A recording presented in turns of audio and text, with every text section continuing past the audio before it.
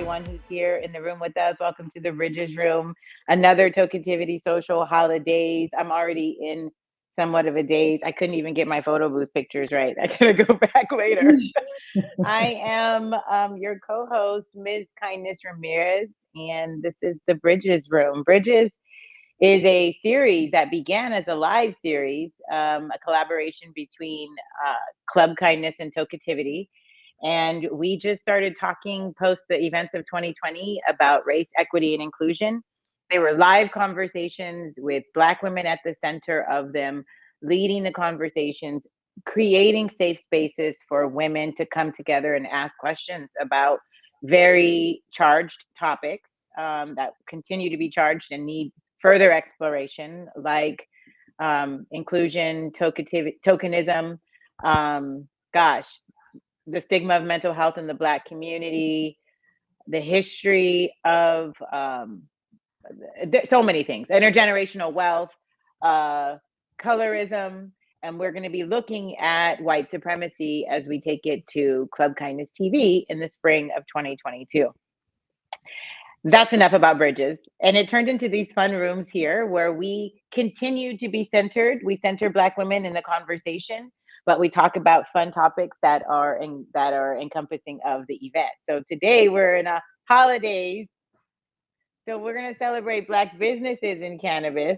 And I'll let Tiffany introduce herself and then answer the question first. What does it mean to really, truly support Black business? Awesome. Yes, it's holiday time. Woohoo for those who celebrate holidays. And hey, how's it going for those who don't? So I'm Tiffany Watkins. I am the founder of Vanguard Media Online. It is a platform and a media outlet and a movement for women in the cannabis space and supporting women. Just in general is what we work on and what we pride ourselves on. But we push a little harder for equity when it comes to women of color in the cannabis space, because there's a little difference there. So we like to discuss that. We like to be involved in the change for that. Part of my involvement in the change of that is being a part of Bridges and having these conversations that enlighten and provide a safe place for people to ask questions and kind of shed the ignorance of the knowledge of understanding our differences and where we're bound by that. So these conversations really serve a huge purpose. I do want to address that we see two people coming up onto the stage right now, which we will pop you on as soon as we're done with introductions and kind of setting the room in the question that we must answer first, which is, what does it mean when we say buy Black? Buy Black is interesting because it's used often. We say buy women owned, buy Black owned.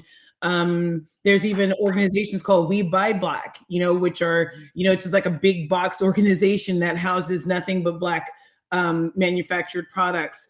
Yeah. But Buy Black is a part of the civil rights movement. And it actually goes back a bit further than the civil rights movement, but most in our generations that are alive and well now will remember that part of rebuilding what we as our ancestors were promised and then was snatched away was a concept of buy Black. It was about being equal to. And even Martin Luther King in one of his speeches referenced buy Black, because it was so essential to the movement of civil rights. So buying Black doesn't mean let's just Google stores and find out if they're owned by Black people and we'll go buy one or two items. That's really the part of the concept that's truly been lost. What we mean when we say buy Black is, are you a store buyer? Do you buy for a national chain? How many of the items that you purchase for your store are manufactured by Black companies?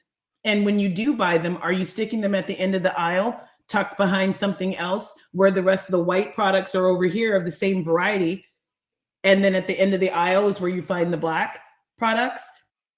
Buying Black means being able to go into a name brand establishment, walk the aisles, and see products from everyone. If I'm looking for a special moisturizer, say for my hair, I shouldn't have to track it down to the end of an aisle where there's 100 items. Why isn't that store helping me buy Black? So there's a larger concept when we say buy Black. We're talking about equality, commerce equality. We as Black people actually have quite a bit of spending power. It's calculated in the last 3 years, we have up to $1.5 trillion worth of buying power. But our money is not put back into the Black community because it's hard to find a place to buy Black.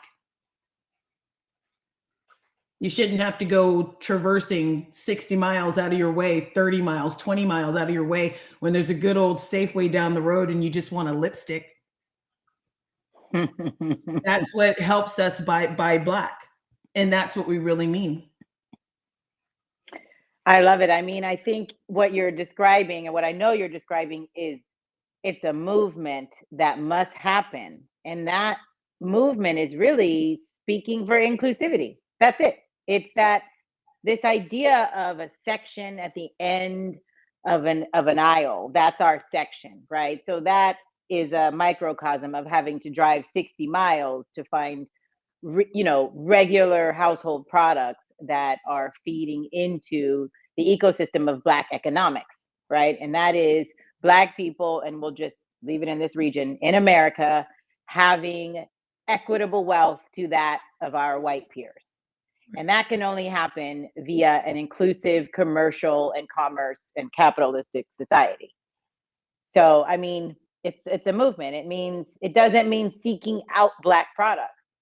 It means being able to acquire them as easily as you can acquire any other a product made by anyone else. And so I think what happens is when we hear these terms, and those who don't understand, like the depth of the way you just explained it, at that depth, those who don't get it, they immediately feel some sort of trigger, like, what do you mean? Like you're segregating or you're isolating.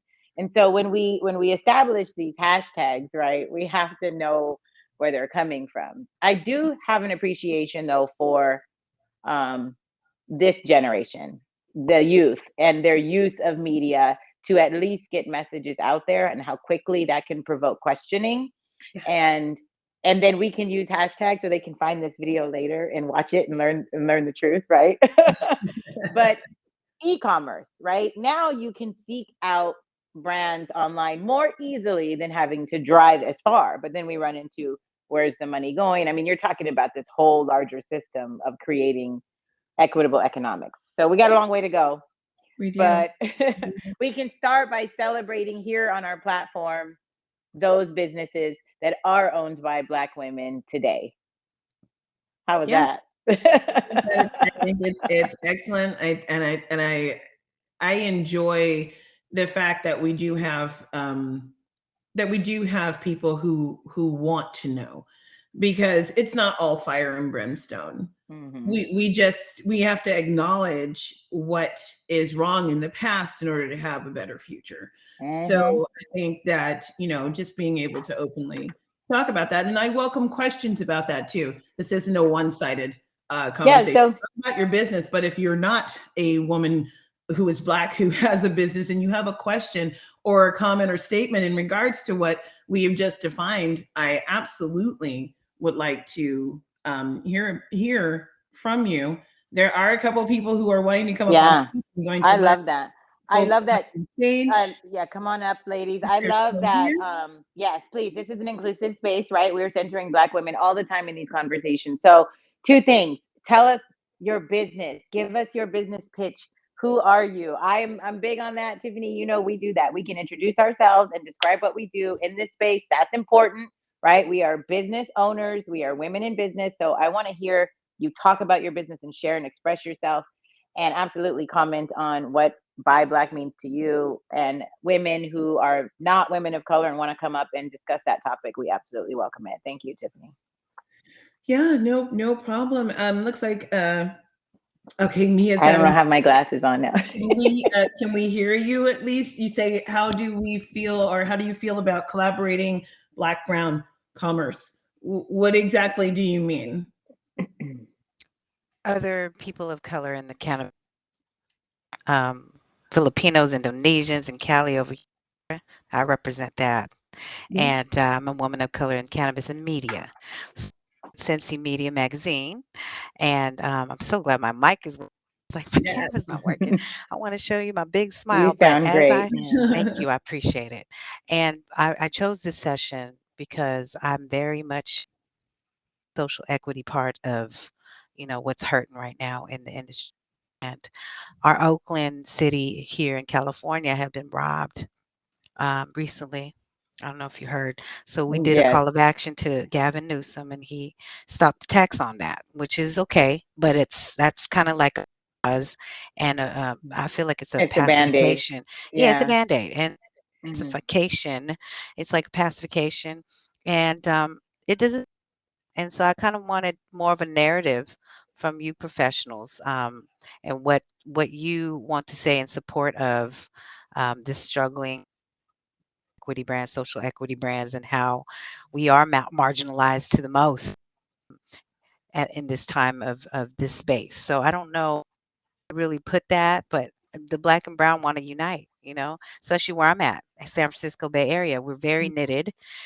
We really want to more of these conversations, which I wish I invited more. But how do you feel about the black and brown uniting on buying black? I can go ahead. Okay.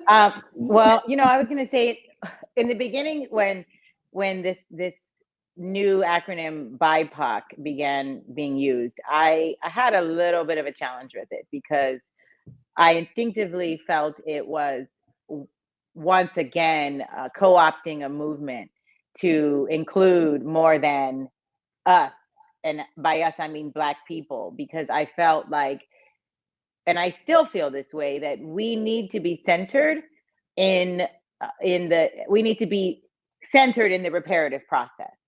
And yes, it absolutely should include um, our other siblings of all ethnic backgrounds and most closest to us in melanated people, I suppose. And so I've now evolved to appreciating the term BIPOC because it is one representative of, I think, what our youth are trying to say, that we don't see things the same thing, and while still honoring that diversity. And I've now expanded into really people of the global majority, which really is a nicely understood way of saying people around the globe are people of color and we are the majority, because I hate the word minority, but I feel like that again it has to be centered by Black people. So I don't know if I answered your question, Mia, but yeah, we need to be linked. And that's absolutely what Bridges is about, these kinds of spaces, those conversations. How do we support one another toward this movement that we know needs to happen? What I never want to see happen, though, until there is no need for it, is we get left out of the reparative process, because that's just historically what has happened. Everyone gets their reparations, but the descendants of slaves. And I'm struggling with that every time we go into spaces where we talk about inclusion. And but again, I'm here for the courageous conversation so we can heal. We got an interesting comment in the chat here, and Ashley, if you want to come up and talk, I would absolutely love to have that included in It's the conversation. It's very profound. Yeah, Ashley, thinking about this concept of anti-Blackness. And I'll often say that anti-Blackness is global and get met with opposition. And I'll say it again and again and say, just sit with it. What does that mean? And think within your own groups. And that's why, Tiffany, we're having the episode coming up on colorism. Yeah. Yeah. It's to answer Mia's question, from me, I definitely believe that we need to collaborate. We need to stand arm in arm but there is the larger piece of the puzzle that is the anti-blackness, which I'm glad that it was brought up, because no matter what, it if we were to line us up, those who are the global majority, line us up, it is Black people that are at the end of the line when it comes to viewing from the what's known as the majority. It is, we are still viewed in the most negative sense. There may be aspects that fluctuate, but when it comes down to it, when you're Black, you're Black. And there's a specific treatment because of that. Do I think that us all banding together will help to change the narrative? It will, but we must focus and bring light to what is wrong in order to shed light that is right and correct across us all, because it's just a strange dynamic. But I must, and really force people to like break themselves open, right, like break their own biases open, break their own views open. This within the community that Ashley's speaking about, this recognizing that we too have it, and what are the triggers, and that's a lot of work. That's a lot of spirit work. it is. It really is. But I definitely believe that we, for sure, need to always be working together and not in opposition of each other. We need to recognize that 100%. we are all looking for a better and easier path without barriers, and whatever we can do to help each other through that is definitely warranted. And I'm always on ready for that. Always. Yeah, I'm like, when can we all just be Yeah. a beautifully blended, like we are finally to a point where we have recognized that we are spirits having a human experience, not the other way around. But hey, we got that's why we're building bridges. Ashley, I love that you came up. Please, the comment was thoughtful and appreciated, and so give us Hi. your take. And oh wait, I'm so sorry. You know what? I want to hear from you, Ashley, but then we're gonna go back, Mia, and we're gonna ask you to give your pitch, because we need to, of course, share our businesses. But please, Ashley. I'll just quickly get through it. Hi, my name is Ashley.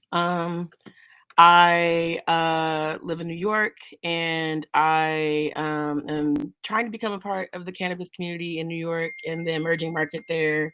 So like I'm really showing up and like trying to figure out like different ways I can be a part of that, especially because I would like to work as a like career within it. But I brought up the comment about anti-blackness because as someone who moved from like the DFW area to New York, I saw that there were different kinds of blackness outside of just, I guess, the African American experience.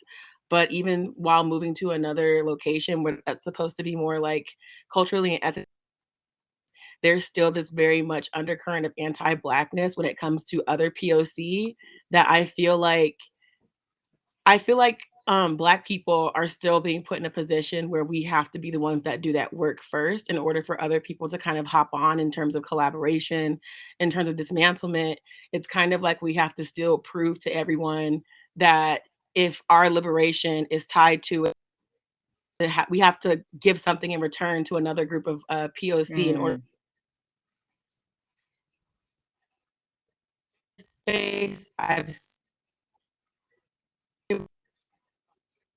up the anti-blackness is because it's a lot more than knowing that we're all, of course we're all human, we're all, struggling and under the system of white supremacy.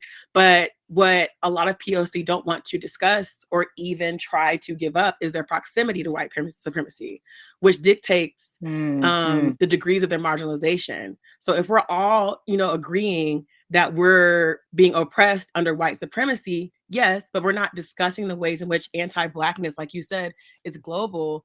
I don't like that's where the uncomfortable part comes in, because it does kind of seem divisive to bring that up. But at the same time, I know a lot of it's a lot of, it's not even a lot. I just noticed this on a front as a whole, that POC that are not Black do not want to rock the boat as much because mhm. they still are betting on their position being better than a Black person, because that's deeply what anti-Blackness is.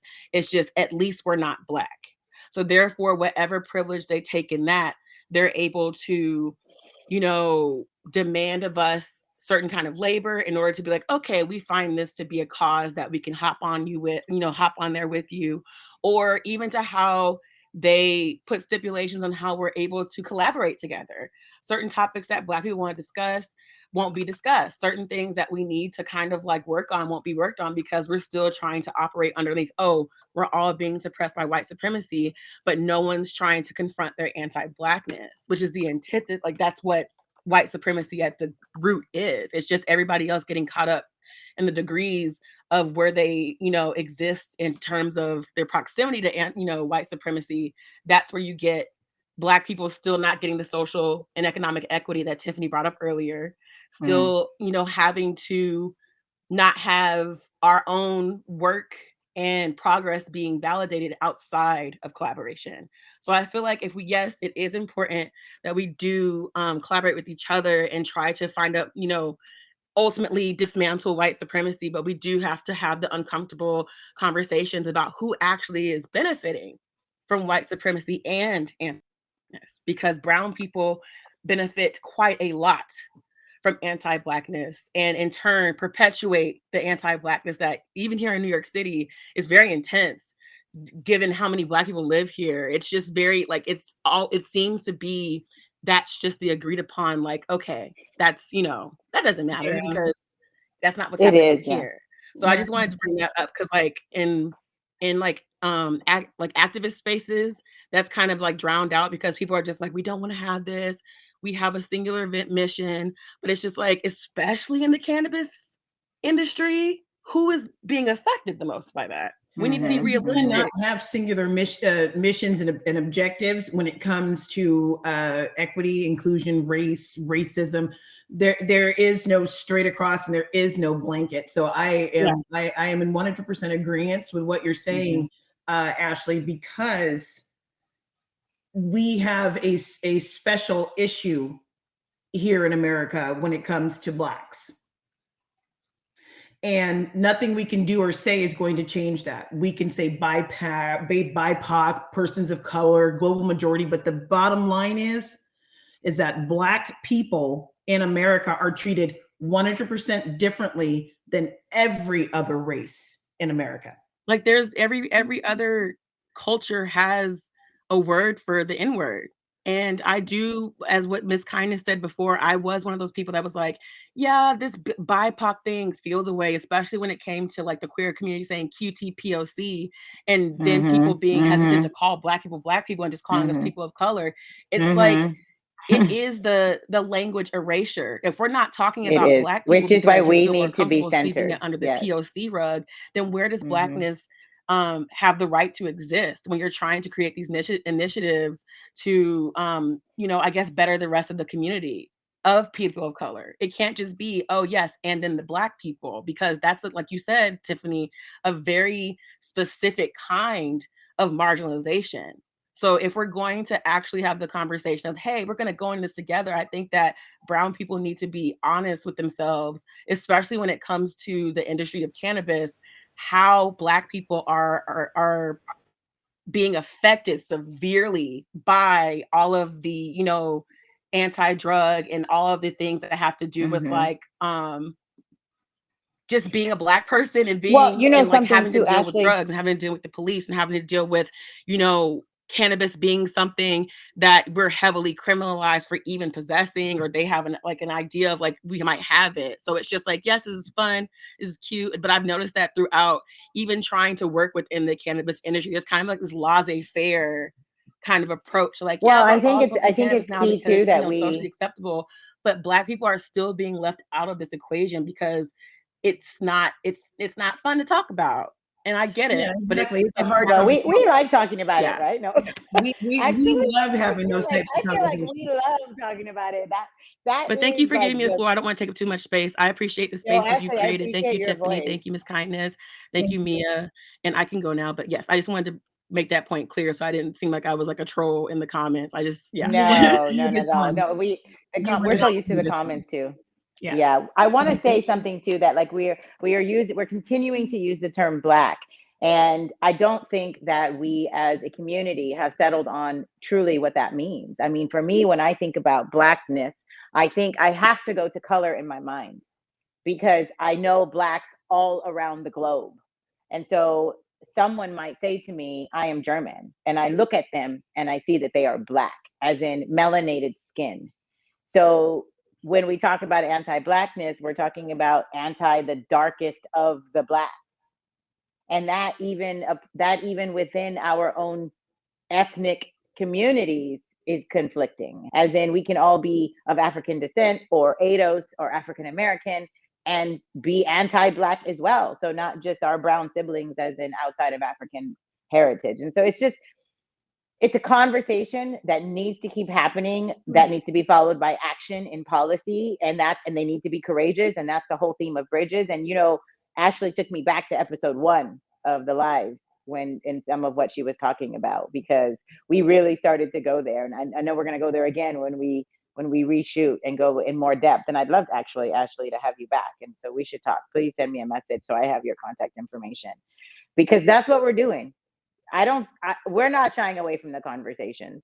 I think they're kind of fun for us, Tiffany. I like learning something, or having a construct broken down for me, or a schema that I came in with, and leaving with more knowledge and awareness. So I'm here for it all day. I really appreciate you, Ashley, coming into the room, and new Mia as well.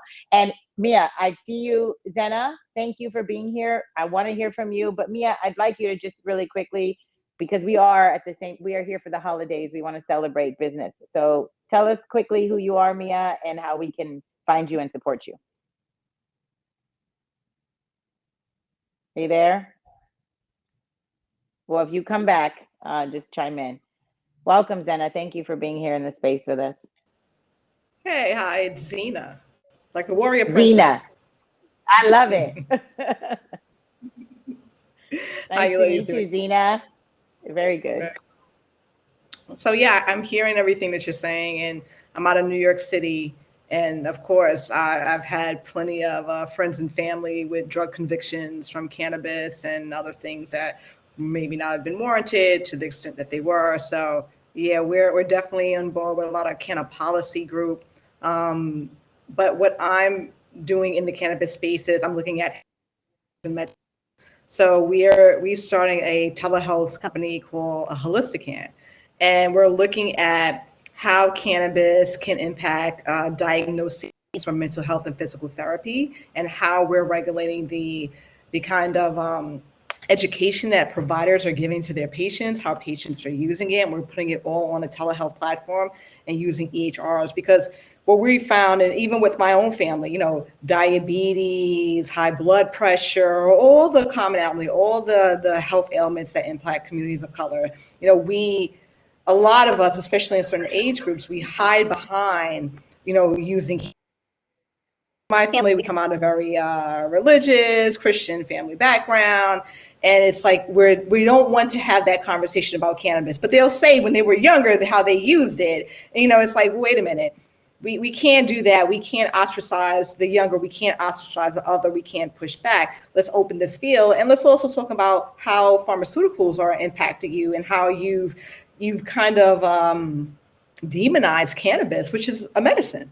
It's been used by our parents and grandparents and forefathers for years and centuries to help different things, from alopecia to ear infections. And now all of a sudden, because you have governing policies that are set up by whom, for what reason, now all of a sudden it's a horrible thing. We're trying to change that narrative around cannabis, in addition to using health measures and metrics on telehealth to push it forward. So that's the space that I'm coming out of. Kudos. I love that. Thank you. I joined this platform because I'm part of NYU has an entrepreneurial program for telehealth. And so I'm in that program now. I'm actually one of the finalists in it.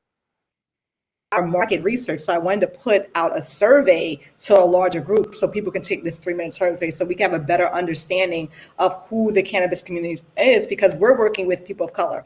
So, and I'll put everything in the chat in a moment or two.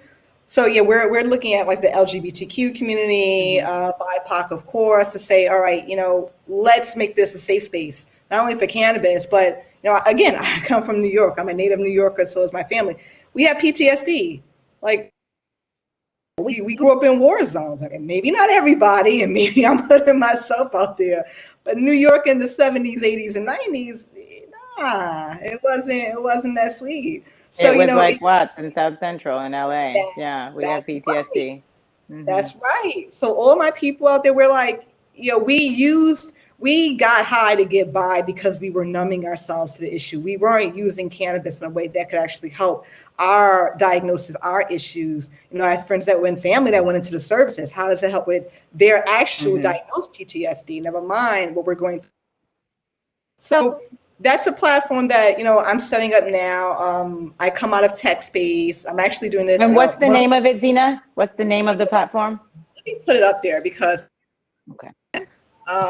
And I don't have much on, like, we didn't put everything out there yet because when I want to come correct.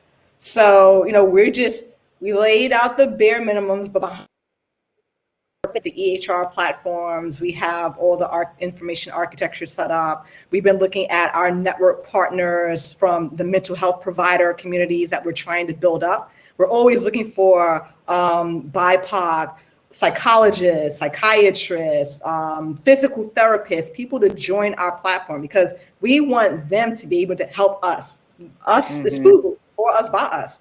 Like, why can't we do this when you're looking at come out and they're making not only money, but they're absorbing in. I know providers that are on that network and I see how they're getting paid from these platforms. It's like, oh, okay, so you're able to, get your market share up, but you're really paying your providers like, not even 40% of what you're charging your clientele. So, there's a lot going on out there. And because I'm coming out of tech, I come out of population health, my MBA is in finance. So I'm like, because I'm looking at all this, I'm like, nah, we haven't. I thought I was picking that up because Zena was taking it right back to the economics, right? It's Black economics. I mean, it keeps weaving through. It's economics, and that is buying Black. That's right. This understanding of it, I'm a math teacher, so I'm like, I'm hearing in every single time. And Mia just said, let's connect here. Zena, I'm thinking the same thing. I want to talk with you. Yes. I think we're over time right now. I don't want to cut you off. We're right at time. Okay. But we want to hear from Tay, right? Can we let Tay, would you please just introduce yourself? I feel like we could stay here for all afternoon. We'd have so many more women joining us because it's such a great conversation, and that's what Bridges is. So thank you for being here. But please, Tay, take the stage. All right, thank you, ladies. Tay Ma'at from DC. Thank you, Ms. Zena. The reason why I hopped on right after you because I am, and I call myself a cannabis-infused mindfulness coach. So yes, I'm a registered yoga teacher. Yes, I have taken mindfulness education, and I'm currently studying medical science so that I can grow with that foundation. But what I want to do, and what I'm offering women, and especially specifically Black women, is like how to use the healing benefits that we know. Like we know that the scientific side of it, the endocannabinoids and all these things, but how it can be used to heal and work through and meet all of these limiting beliefs that were projected on us, things that we've been dealing with, generational issues, and even just speaking to more senior women. Like I have a mom who said, like you guys said, who used to grow cannabis back in the day, but now has been conditioned and view it so differently because her nephew nephew and family members and things like that have been affected by possession, sell, and or just use of cannabis. And I can't even get my mom to use the cannabis for her arthritis. And so just having a space and myself just promoting my service as an ancillary business to the product of cannabis, but focused on conscious cannabis usage and education to kind of negate the fear that maybe the society that's in the lead or perceived control about, oh, well, what if we let this product out there? What are people going to do with it? Well, we have spaces that teach people how to use it properly. So my information is, I'll type it in there, but I hopped in with you, Messina, because I was like, yes, this is exactly what I'd like to talk about more. I just, logistically speaking, everyone in the session today and everyone at the event, you can find each other in the contacts. So when you go back to the main stage, you can go and see each other and you can share contact that way. So that way, yeah. And it's there during the whole event. So that way we can, make sure we connect. Sometimes you feel rushed when you're live, but the hop in allows for you to connect. I'm so grateful for you ladies joining us. Tiffany. What a wonderful that magic thing you do. It's a great conversation. We definitely need more than 30 minutes to house all of the topics that encompass this and many more. But I think the key takeaways here is that I really hope that people more understand. Those are at most we had 16 people in here. Those who were here understood and continue to spread the definition of what it really means to buy Black. Save yourself from just Googling Black businesses and being a patron. That's virtue signaling. Try to understand what the movement is and what it means when you look at your Black neighbor and know that they don't have the same product availability that you do as a person who's not Black. I intentionally use the word Black. I am Black. I am not an African American. I would have to go back so far that I would get lost to find a true African ancestor. I know I am from Africans, but I am not. I am a Black person and I'm treated as such in this America. I love being an American citizen. I love my country, but I know that I'm treated differently because I am Black. And that's why I use it. Buy Black, and everybody enjoy their holidays for sure. And make sure you check out Bridges Live. It'll be up on the Tokeativity website in a few weeks, so you can see those live episodes of these conversations and how wonderful they were and how much more we have to do. We appreciate you for being here. Thank you, Tiffany. I love you so much. Bye, everybody.